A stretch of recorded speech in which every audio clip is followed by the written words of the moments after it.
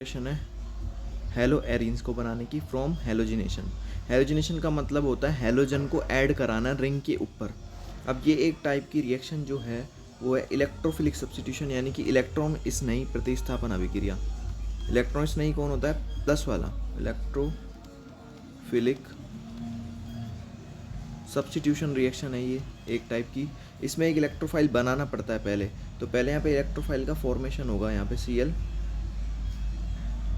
और ये Cl, और ये AlCl3 से रिएक्शन कर लेगा। यहाँ पे मेनली जो AlCl3 होता है उसके पास 6 इलेक्ट्रॉन होते हैं, यानी कि इसका ऑक्टेट कंप्लीट नहीं है, ये इलेक्ट्रॉन डेफिशिएंट है।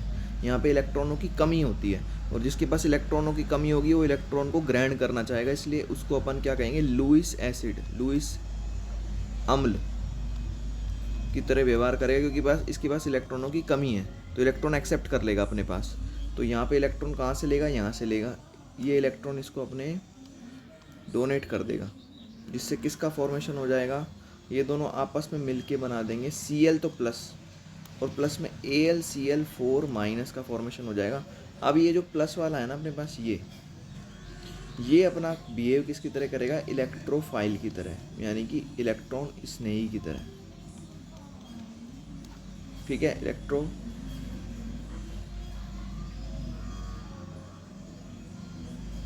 ये इलेक्ट्रोफाइल की तरह अपने पास बिहेव करेगा, ठीक है, प्लस वाले की तरह। और ये प्लस वाला अपन को पता है एक दूसरे प्लस वाले को यहाँ से हटाएगा, ये प्लस वाला है, और माइनस वाला कौन है? कार्बन। ये माइनस वाला कार्बन अटैक कर देगा इस प्लस वाले क्लोरीन के ऊपर, और इसको अपने साथ अटैच करा लेगा, और हाइड्रोजन प्लस वाला निकल जाएगा। तो एक प्लस वाला आया और दूसरा प्लस वाला निकल गया, तो कौन सी रिएक्शन हुई? इलेक्ट्रॉन स्नेही प्रतिस्थापन, यानी कि इलेक्ट्रोफिलिक सब्स्टिट्यूशन रिएक्शन। उसमें क्लोरोबेंजीन का निर्माण हो गया, क्लोरोबेंजीन यानी कि हेलोएरिन का प्रिपरेशन अपन ने कर लिया। अब आगे चलते हैं अपन इसकी केमिकल रिएक्शंस पे। तो हेलोएरिन्स जो है ना वो केमिकल रिएक्शन देते तो हैं, लेकिन ओनली इलेक्ट्रोफिलिक सब्स्टिट्यूशन रिएक्शन देते हैं, यानी कि इलेक्ट्रॉन स्नेही प्रतिस्थापन अभिक्रिया, ये नाभिक स्नेही प्रतिस्थापन अभिक्रिया नहीं देते हैं, यानी कि न्यूक्लियोफिलिक सब्स्टिट्यूशन रिएक्शन नहीं देते हैं। क्यों नहीं देते हैं उसको समझना है। तो हेलोएरिन्स do not give nucleophilic substitution reaction. हेलोएरिन्स नाभिक स्नेही प्रतिस्थापन अभिक्रिया नहीं देते हैं।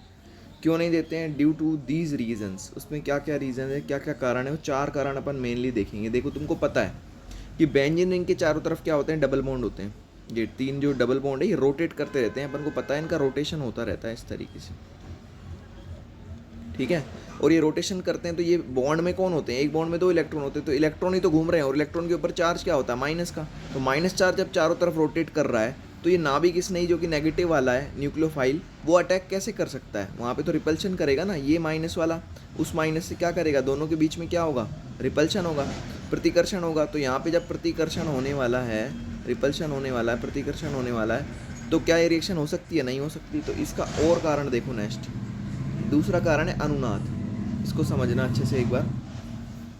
अनुनाद को समझने के लिए देखो, अनुनाद में 2 इफेक्ट होते हैं, प्लस आर और minus are effect. Plus are effect वो होता है जो इलेक्ट्रॉन को दान कर देता है, रिंग को, इलेक्ट्रॉन दान करने वाला।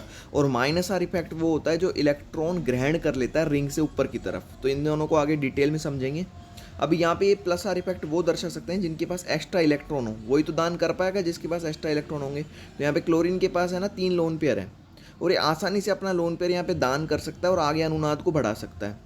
अगर यहाँ पे अनुनाद होगा तो ये इलेक्ट्रॉन जाएंगे इधर, जिससे यहाँ पे पहला बॉन्ड तो बना ही हुआ है, अब दूसरे बॉन्ड का निर्माण और हो जाएगा, यहाँ पे डबल बॉन्ड बन जाएगा। यहाँ पे कौन सा कैरेक्टर आ जाएगा? Double bond character. और ये डबल बॉन्ड कैरेक्टर अगर यहाँ पे आ गया, अगर यहाँ पे ये डबल बॉन्ड कैरेक्टर आ गया, तो आप बताओ एक बात कि यहाँ पे नाभिक स्नेही है कौन? कार्बन तो प्लस वाला होगा और क्लोरीन माइनस वाला, तो नाभिक स्नेही कौन है? न्यूक्लियोफाइल कौन है? क्लोरीन है। तो क्लोरीन एक न्यूक्लियोफाइल है, और दूसरा न्यूक्लियोफाइल जब हटाने के लिए आएगा तो ये बॉन्ड तोड़ेगा, तो यहाँ पे डबल बॉन्ड कैरेक्टर आ गया। डबल बॉन्ड ज़्यादा मजबूत होते हैं सिंगल बॉन्ड से, तो इसको तोड़ना मुश्किल होगा। तो इसने यहाँ पे लिखा हुआ है न्यूक्लियोफिल डिफिकल्ट टू रिमूव Cl। यहाँ पे Cl को रिमूव नहीं कर पाएगा, ठीक है। तो Cl को यहाँ पे रिमूव नहीं कर पाएगा, न्यूक्लियोफाइल अटैक करेगा पर Cl को रिमूव नहीं कर पाएगा, क्योंकि रेजोनेंस की वजह से, अनुनाद की वजह से यहाँ डबल बॉन्ड कैरेक्टर आ गया है। इसके प्लस आर इफेक्ट की वजह से क्लोरीन ने अपना इलेक्ट्रॉन दान किया, जिससे यहाँ डबल बॉन्ड कैरेक्टर आ गया।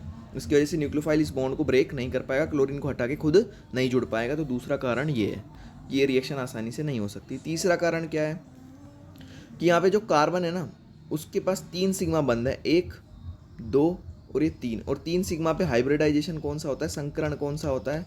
हाइब्रिडाइजेशन या संकरण बोल सकते हैं। ये होता है sp2, जिसकी संरचना होता है त्रिकोण समतलीय ट्राइगोनल प्लेनर। यहाँ पे s कैरेक्टर कितना होता है? s कैरेक्टर यहाँ पे 3 ऑर्बिटल है, एक s के 2 p के, तो s का 1 है और टोटल कितने हैं? 3, और गुणा कर दो 100 से, तो कितना परसेंट s कैरेक्टर आ गया इसके अंदर? 33.33%। तो ज़्यादा विद्युत ऋणी कार्बन वो होता है जिसके पास ज़्यादा एस कैरेक्टर होते हैं। तो यहाँ एस कैरेक्टर ज़्यादा है तो ज़्यादा विद्युत ऋणी। ये वाला कार्बन कैसा? ज़्यादा विद्युत ऋणी है। और विद्युत ऋणी मतलब इलेक्ट्रोनेगेटिव, इसकी इलेक्ट्रोनेगेटिविटी ज़्यादा है, और ज़्यादा होने की वजह से ये जो इलेक्ट्रॉन है ना, ये वाले, इनको अपनी तरफ आकर्षित करता है, जिससे कि यहाँ डबल बॉन्ड कैरेक्टर आ जाएगा। उसकी वजह से इस बंध को तोड़ना मुश्किल है, इसलिए नाभिक स्नेही प्रतिस्थापन अभिक्रिया नहीं दे सकता, क्योंकि इस कार्बन की विद्युत ऋणता ज़्यादा है, तो इलेक्ट्रॉन यहाँ से खींचेगा, यहाँ डबल बॉन्ड आएगा, इसको फिर बॉन्ड को ब्रेक करना मुश्किल हो जाएगा पहले की तरह ही, है ना। दस इजीली अट्रैक्ट लोन पेयर, अपनी तरफ अट्रैक्ट कर लेते हैं ना क्लोरीन के लोन पेयर। क्लोरीन के जो एक की इलेक्ट्रॉन युग्म है लोन पेयर, वो अपनी तरफ अट्रैक्ट कर लेता है। कौन? ये कार्बन, जिससे यहाँ डबल बॉन्ड आ जाता है और इस बंध को तोड़ना मुश्किल हो जाता है। तो तीसरा कारण ये है। चौथा कारण है कि जब अपन नाभिक स्नेही प्रतिस्थापन अभिक्रिया कराएंगे तो नाभिक स्नेही कौन है? ये वाला है, इसको हटा के दूसरा जोड़ना है। तो इसको जैसे ही अपन हटाएंगे ना, तो इस कार्बन के ऊपर आ जाएगा प्लस चार्ज। तो when chlorine is remove in nucleophilic substitution reaction से, जैसे अपन क्लोरीन को हटाएंगे तो कार्बन के ऊपर पॉजिटिव चार्ज आएगा। इससे इस तरीके का एक फेनिल कार्बोकेटाइन का निर्माण हो जाएगा, जो कि बिल्कुल भी अस्थायी है, बिल्कुल अस्थायी होता है, इसके अंदर कोई भी स्टेबिलिटी नहीं होती है। तो यहाँ पे लिखा हुआ ये कि फिनाइल कार्बोकेटाइन जो होता है कार्बधनायन, phenyl carbocation is formed that is very unstable. जो ये बना हुआ है बहुत ही अनस्टेबल होता है, ठीक है। और ये बहुत ही अनस्टेबल होने की वजह से कार्बोकेटाइन जो बना हुआ है फिनाइल कार्बोकेटाइन बहुत ही अनस्टेबल है, तो ये रिएक्शन पॉसिबल ही नहीं है, क्योंकि कार्बोकेटाइन जब अस्थायी है तो रिएक्शन आगे बढ़ ही नहीं सकती, ठीक है। तो चौथा कारण ये था। फिर भी एक साइंटिस्ट है डाउ, उन्होंने क्या किया कि इस रिएक्शन को फिर भी कराने की कोशिश करी। इन्होंने क्या किया, ज़्यादा तापमान और ज़्यादा दबाव पर नाभिक स्नेही प्रतिस्थापन अभिक्रिया यानी कि न्यूक्लियोफिलिक सब्स्टिट्यूशन रिएक्शन, जो कि बहुत मुश्किल से देते हैं ये, इसने बहुत अधिक तापमान और दाब की परिस्थितियों में इसको करवाया। इसने NaOH लिया और NaOH का बंध यहाँ से तोड़ा।